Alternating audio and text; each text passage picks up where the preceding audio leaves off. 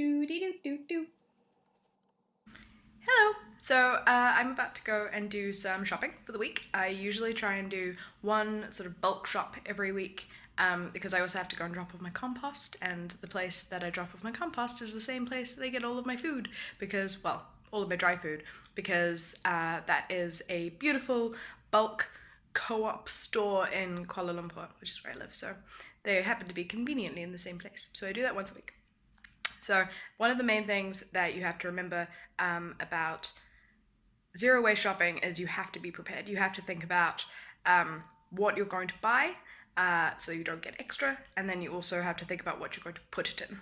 So what I've got is a whole bunch of bags and jars and things like that I take with me, and it means that I can get things that don't have their own bags or jars and packaging. Looking at my list, I know that I'm gonna need some bags and a jar. So bags are really good for bigger things. For example, chickpeas is on my list, and tomatoes and baking soda. Baking soda is gonna go in this jar here because it's quite fine. So that's not gonna work in one of these bags because it'll all end up spread through the rest of my backpack.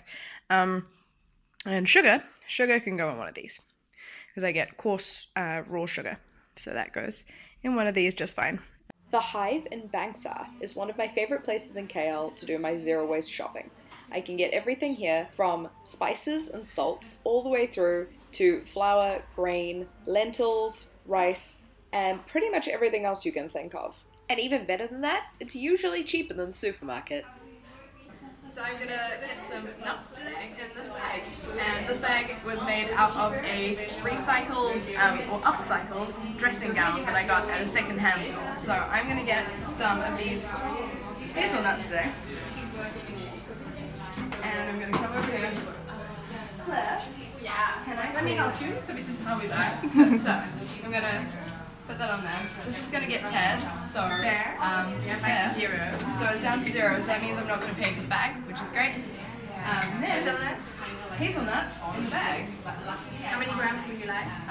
Pretty much full would be awesome. Or like halfway full, because I've just realized I don't have any way to tie it.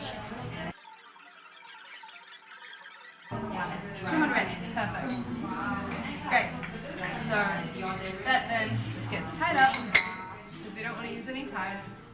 And then Claire is going to tell me how much it costs. Okay, so 200 is 12 ringgit. Perfect.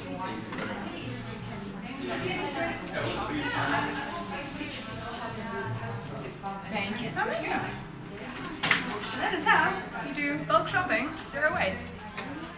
Supermarkets here in Kuala Lumpur are pretty terrible for wrapping almost everything in plastic. But if you look hard enough, you can usually find one or two things that are still package free. For example, cucumbers, leaves, some of which I've never seen before. Bananas are another one that usually come unpackaged. They may have a sticker or a bit of string, but that's not too bad. Take any unwrapped vegetables to the counter, and they should just put stickers straight on the vegetable.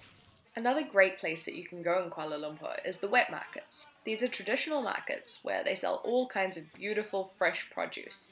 It's usually a lot more local as well, so you're supporting locals, small businesses rather than supermarkets, and all of your food is lovely and fresh.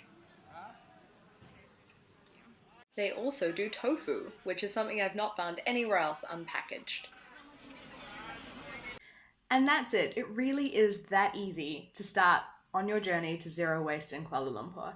If you'd like to hear more about different ways that you can do that, or different hints and tips that I've got, leave me a comment.